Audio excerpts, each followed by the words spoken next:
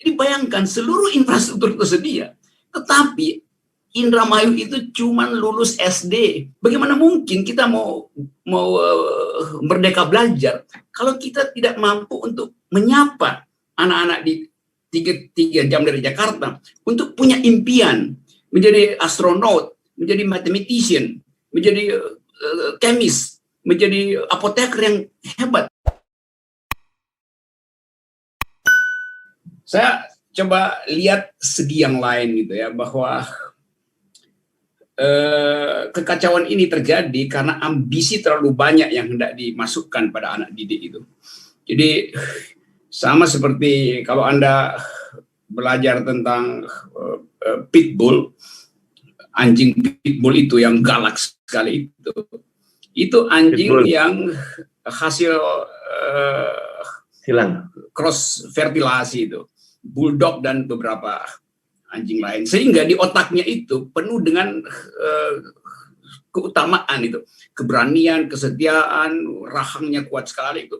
Jadi dia bingung sendiri anjing itu, sehingga dia suka ngibas-ngibas ekornya, sehingga ekornya kadang-kadang luka kan. Jadi kalau Anda lihat ada anjing yang dipotong ekornya, itu kan anjingnya terlalu aktif sebetulnya, dan itu dipotong ekornya supaya dia nggak putar-putar ekornya kena meja, dinding, luka itu.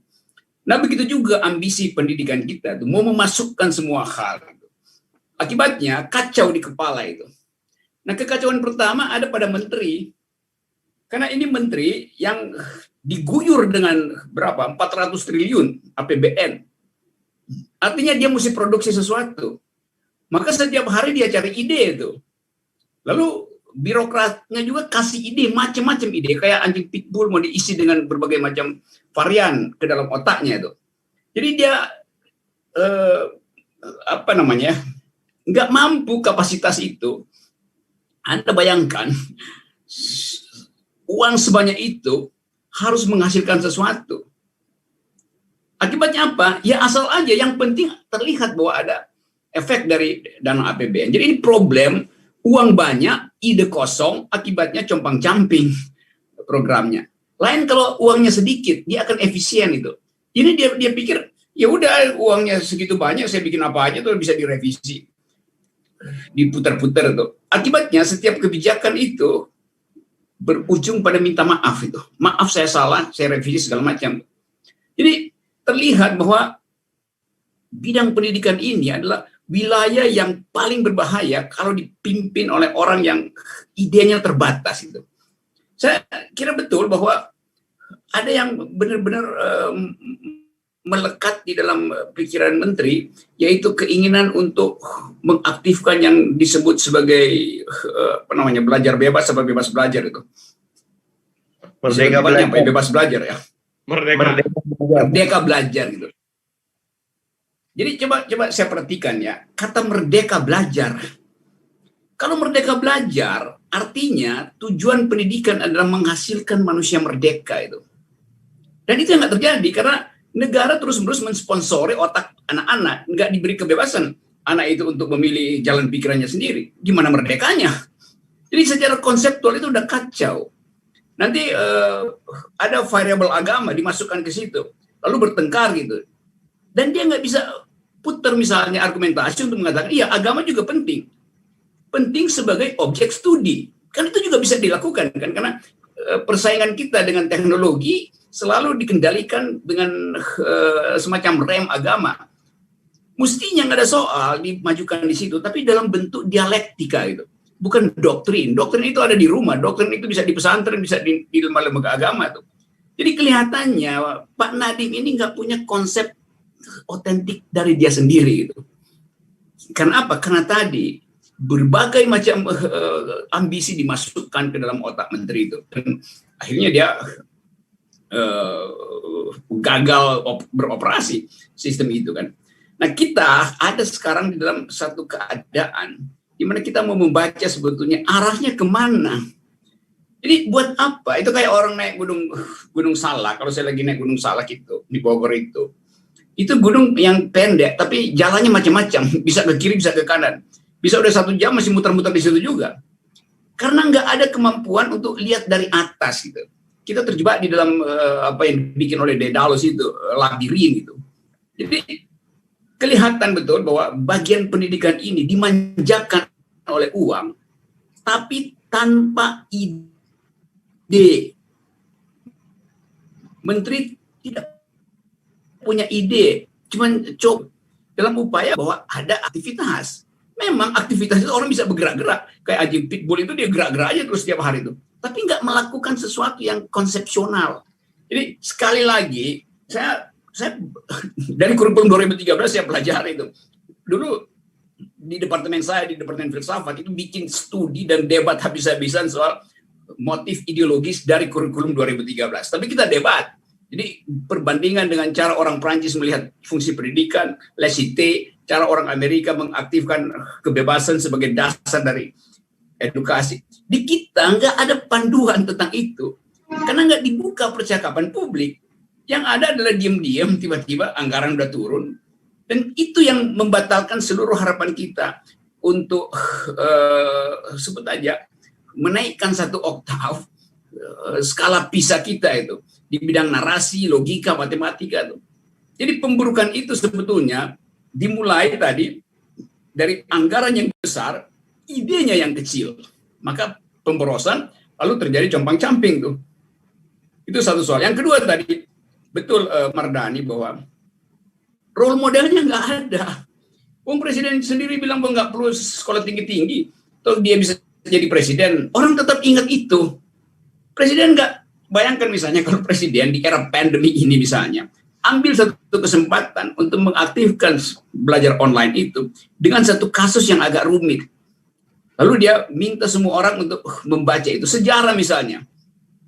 Ada peristiwa, macam-macam peristiwa yang bisa dijadikan tempat membahas antara ibu, anak, dan bapak, bahkan om, tante, paman, segala macam tuh.